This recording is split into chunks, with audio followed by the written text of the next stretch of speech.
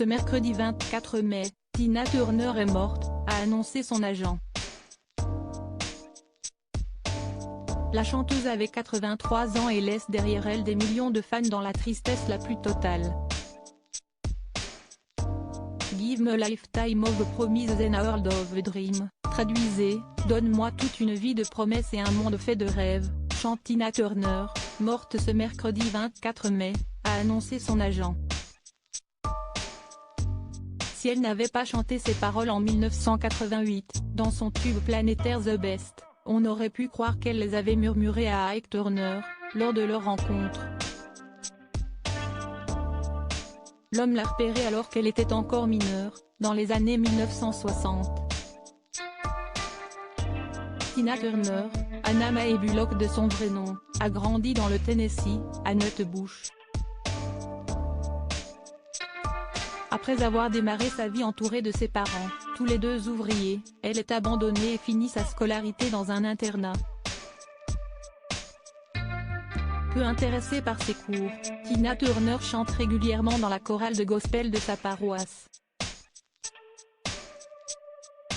Un moment où elle peut s'exprimer et faire résonner aux yeux du monde sa voix unique. Alors qu'elle est encore mineure, elle s'arrange pour rentrer en boîte de nuit avec sa sœur. Si est-il là qu'elle rencontre Ike Turner, qui lui propose d'intégrer son groupe de choristes.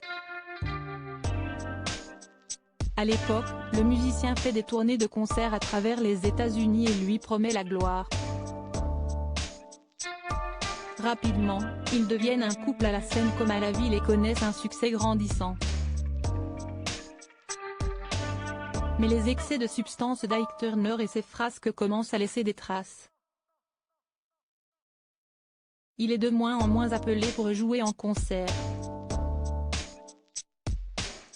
À cette époque-là, Tina Turner subissait les violences de cet homme qui a longtemps eu une terrible emprise sur elle, comme elle l'a révélé bien plus tard.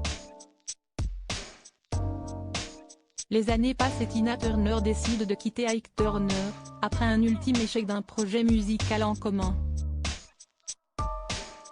Un début de vie douloureux. Se sentant traquée par le musicien, elle dort chez des amis et se cache de lui pendant de longs mois. Elle n'oublie pas pour autant ses rêves de musique et se décide à tenter sa chance en solo. Ses premiers essais ne sont pas concluants. Il faut attendre la sortie de sa reprise de Let's Stay Together d'Al Green pour qu'elle connaisse un succès mondial. Puis en 1984, alors qu'elle célèbre ses 45 ans, Tina Turner sort son 5e album, celui du succès. Elle en vend à l'époque 8 millions à travers le monde. Depuis, elle a sorti 5 albums supplémentaires et assuré des tournées mondiales comptant parmi les plus grandes de l'histoire de la musique.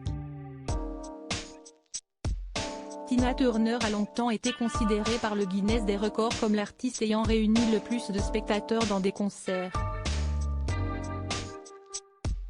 En tout, elle aurait vendu au cours de sa carrière 200 millions de places de concert. Une fin de vie en Suisse. Tina Turner s'était installée en Suisse avec son mari depuis 2013, le producteur de musique, Erwin Bach. Si elle ne cachait pas son bonheur, la chanteuse avait fait face à des problèmes de santé. En 2013, Tina Turner avait été victime d'un accident vasculaire cérébral.